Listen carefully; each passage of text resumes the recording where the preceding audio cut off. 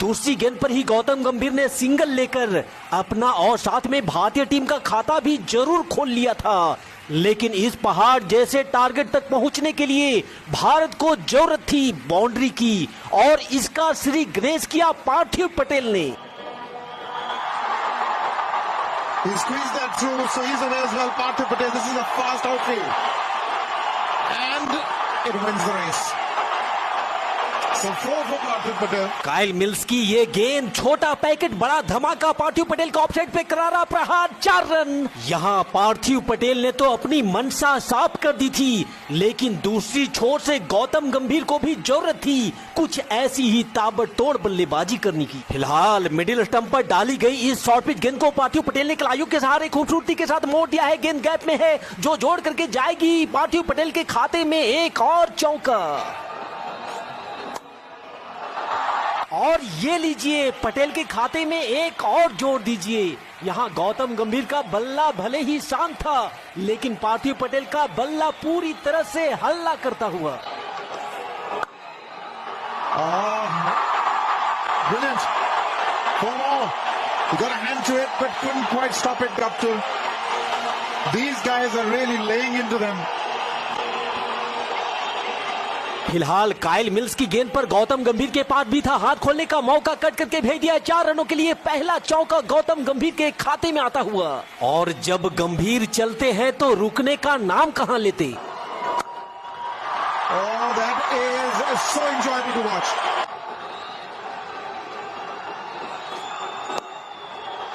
For more, there's nobody on fine leg.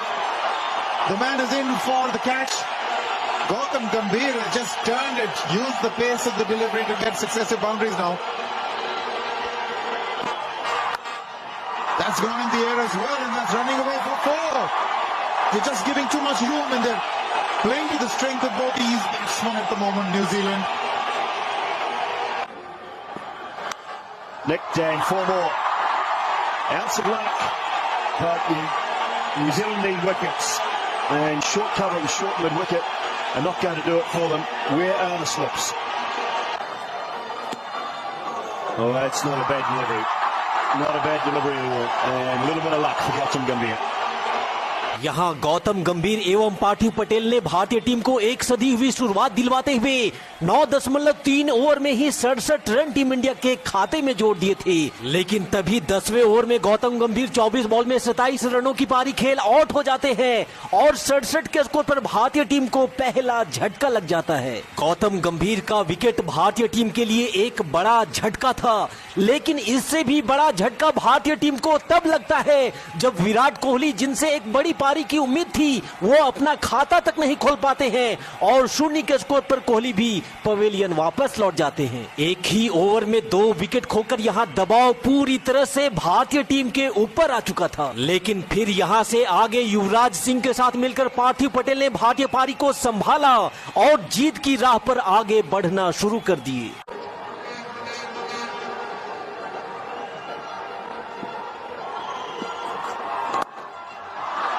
Full and beautifully driven by Yuvraj. 81 for 2.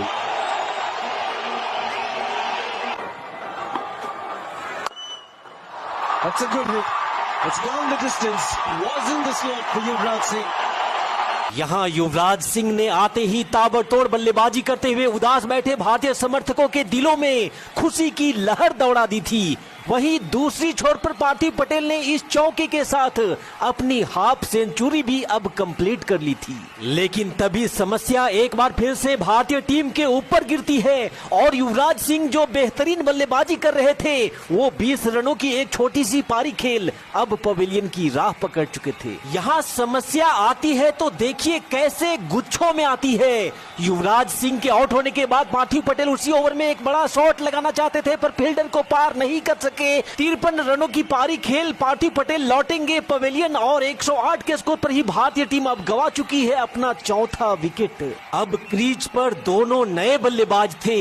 एक छोर पे थे hitman Rohit Sharma, तो दूसरी छोर पे उनका साथ दे रहे थे यूसुफ पठान। इन दोनों बल्लेबाजों ने बड़ी ही सूझबूझ के साथ बल्लेबाजी करते हुए भारतीय पारी को आगे बढ़ाना शुरू कर दिया। फिलहाल रोहित शर्मा ने चहलकदमी करते हुए उड़ा दिया इस गेंद को आसमान में, तारा बनी ये गेंद गिरेगी दर्शक दीर्घा में 6 रनों के लिए। जिस ताबड़तोड़ बल्लेबाजी की उम्मीद भारतीय फैंस रोहित से कर रहे थे, रोहित उस पे 100% खरे उतरे। यहाँ एक बार फिर से रोहित के पास था हाथ खोलने का मौका, जिसपे ऑफ साइड पे हिटमैन ने जड़ दिया धमाकेदार चौका।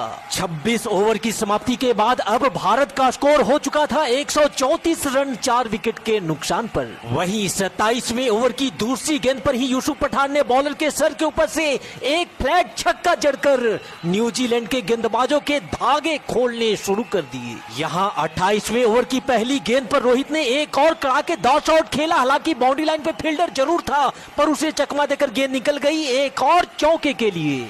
इसके बाद तो रोहित और यूसुफ पठान की जोड़ी ने दोनों छोरों से मैदान पे बाउंड्री की बरसात करनी शुरू कर दी। Oh, that's a good hit. Straight over the top. One bounce and out of the ground. Boundary to end the over. 10 off it. 30 gone. 164 for 4. Patan goes big. Has he hung out? No. This will clear the rope. Effortless strike. The second time he's gone over long on. Well struck. Inside out, over extra cover.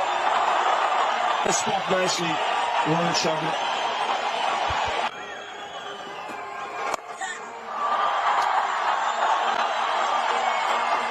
Splits the field. यहाँ यूसुफ पठान और रोहित शर्मा ने New Zealand के गेंदबाजों को तूफान का दर्शन करवाते हुए भारत के स्कोर को 186 रनों तक पहुंचा दिया था।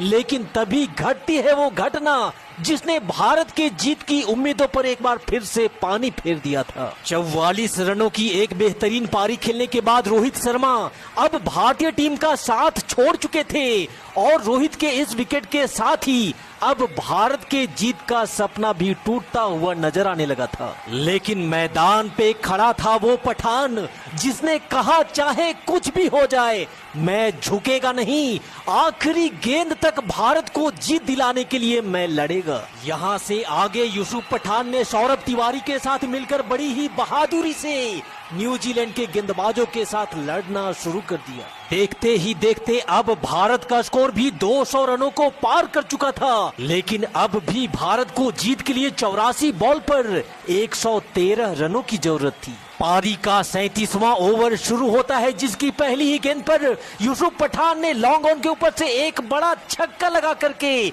अपनी हाफ सेंचुरी भी कंप्लीट कर ली थी। इसके बाद तो यूसुफ पठान ने पीछे मुड़कर देखा ही नहीं। उनकी बस एक कोशिश थी कि गेंद को बस बाउंड्री के पार भेजते जाओ, बाकी जो होगा देखा जाएगा। Oh, that is massive. That is the biggest one. It's out of the stadium. It's landed on the roof. Can you believe it? Wow. That's an incredible shot. I don't think the ball has ever been hit out of the stadium. Mohandas Menon will obviously correct me if it has been. But this is again the length ball that we are talking about. The experienced Kyle Mills bowling the length ball. That was what Yusuf was looking for. If you take a look now, India is ahead of New Zealand. 235 for 5. Well, that's a good hit. That will certainly be for inside out. Got the length and he's got the boundary. He's got hold of that one. He's going to get 4. यहाँ यूसुफ पठान की कातिलाना बल्लेबाजी ने New Zealand के दिग्गज गेंदबाजों को चारों खाने चीत करके रख दिया था। अब उनके चेहरों पर फ्रस्ट्रेशन साफ तौर पर दिखाई दे रहा था। अब गेंद बची थी 45 और रन चाहिए था 62। इसी बीच इस बार फुल टॉस गेंद को फुटबॉल की तरह उड़ा करके भेज दिया यूसुफ पठान ने वन बाउंस से एक और चौके के लिए। और यूसुफ पठान को यहाँ बॉल डालोगे तो किसी भी हाल में बक्से नहीं जाओगे।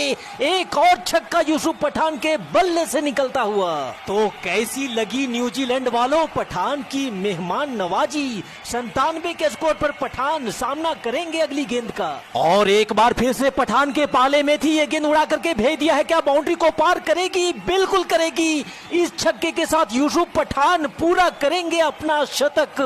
कमाल, लाजवाब, बेमिसाल यूसुफ पठान का ये शतक मात्र एक शतक नहीं, बल्कि इन्होंने टीम इंडिया को इतने बड़े रन चेज में संकट से निकालकर इस मुकाम तक पहुंचा दिया था। और दूसरी छोर से सौरभ तिवारी का भी योगदान काफी सराहनीय रहा। इस रन चेज में वो यूसुफ पठान के साथ कंधा से कंधा मिलाकर साथ खड़े थे। जब जरूरत थी सिंगल लेने की तब सिंगल लिया, और अब सौरभ तिवारी भी हाथ खोलने में थोड़ा भी संकोच नहीं कर रहे थे। लेकिन इस मैच के रियल हीरो तो यूसुफ पठान थे, जिन्होंने इस सिंगल के साथ भारत के स्कोर को 315 रनों तक पहुंचाकर स्कोर को बराबर कर दिया था।